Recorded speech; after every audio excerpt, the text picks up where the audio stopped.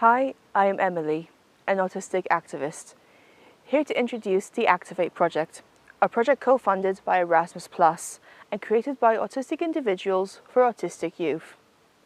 Activate stands for Autistic Community through Advocacy, Learning and Empowerment. With 6 project partners from Czech Republic, Belgium, Malta and Portugal, the project has a budget of €250,000 that will assist the partners to carry out research and various activities over a 2-year time span.